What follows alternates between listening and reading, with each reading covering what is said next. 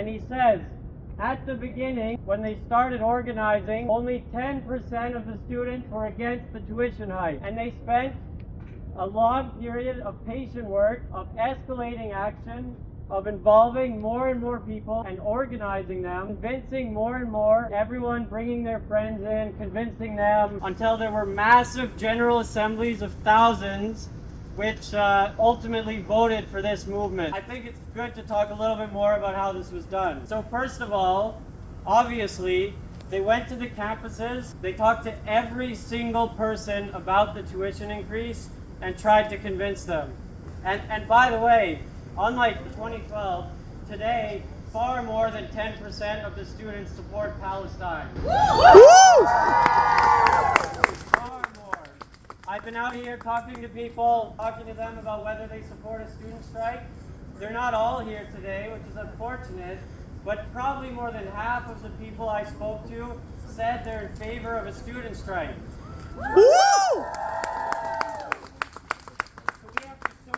How powerful this movement is by building bigger and bigger demonstrations, bigger and bigger walkouts, bigger and bigger action, inspire them, show what we can do and prove ourselves, right? And then we need to convince the people who are not already convinced with patient discussion and explanation, exactly as was done in 2012.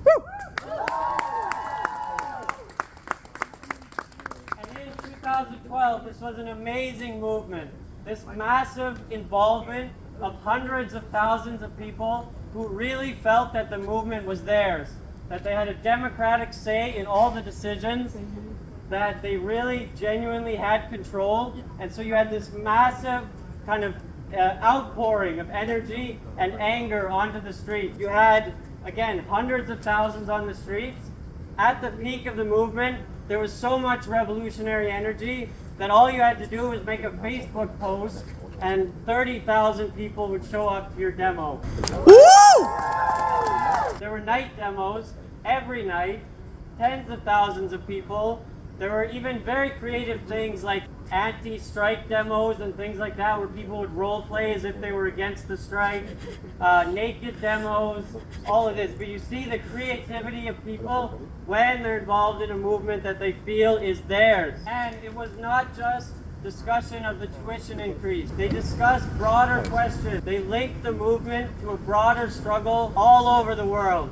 At the time, you had the Arab Spring Revolution, which the leadership actively linked to their movement. They said, our struggle is part of the struggle against oppression and exploitation all over the world. It's not just the tuition increase. This is a fight against the minority that owns everything by the minority that owns nothing, and vice versa. They said it is a class struggle against the people who see life as a business opportunity, a tree as a natural resource, and a child as a future employee. I think we could maybe adapt this to today and talk about the people who see the genocide as a business opportunity. Shame! Who see weapons as nothing but an investment. Shame! And who are willing to kill, maim, and murder as many people as necessary to protect their imperialist interests. Shame! And these people are not far away.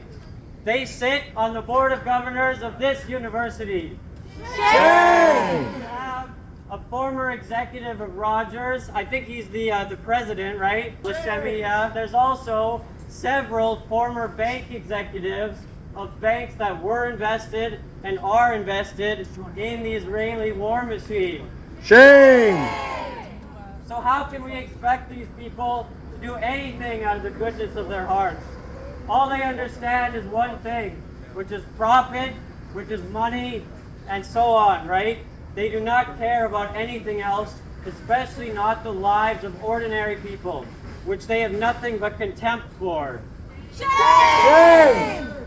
So what we need to do is next time, which we're going to propose another walkout like this one next week, Thursday at 2 p.m. And I want to make you think for a second. You know the Black Panther Party? Woo!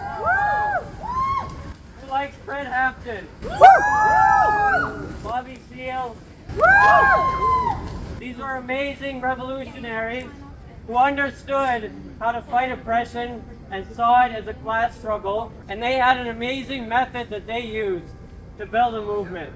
Every time they held an action like this one, they spoke to the whole crowd and they told them, next time you need to bring 2 people so that the demo can be 3 times as big, right? It's called the 2 by 2 by 2 method. Every time you bring 2 more, those people bring 2 more. Next thing you know, we've got a walkout of 200, then we've got 500, then we've got 1,000, and so on. No one checked my math, that wasn't exactly correct, but you know what I mean, right? And if we put our minds to it, if we convince our friends and bring them out next time, and we walk by the classes now, we show people how it's done, and so on, next time we'll have 200. In a month we could have 1,000, and then you really have a movement. And we want the signatures for this petition, right? To have a general assembly to discuss the student strike and vote on it. But 4,000 signatures of passive supporters is not enough. We need 4,000 active supporters. We need a movement of tens of thousands. And then tens of thousands will be seen across the country. It'll be seen by other campuses as an example. We can play a leading role in a national movement. And then the workers and the unions will take notice, and all of society will begin to take notice. And that's how we can draw even more people into this movement and turn it into a massive movement that can shake the whole country. And this is what happened in 2012. When the government tried to crack down on the movement, they made demonstrations of more than 10 people illegal, so you couldn't even wait for the subway without being arrested. They were using tear gas, horses, shields. It was like out of the Roman Empire. What happened? It was this massive movement with massive sympathy among all layers of society, and this backfired. It brought out even more people. The working class joined the movement.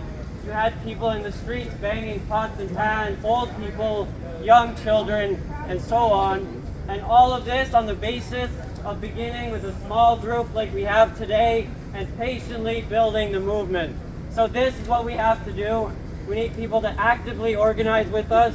Please come talk to us at the table if you want to do that. But even if you're not ready for that, bring 2 people next time, Thursday at 2 p.m. And that's how we can make the Board of Governors really listen to us. We can force them to listen. So anyway, I think that's the end of what I wanted to say. I'm Holly. I'm a member of the Revolutionary Communist Party. Thanks for listening.